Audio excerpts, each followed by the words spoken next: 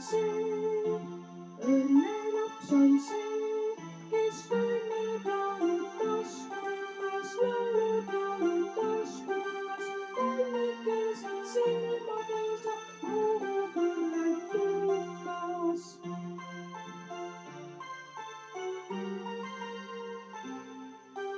Tal on tarvis seemnena väikest mullakotti,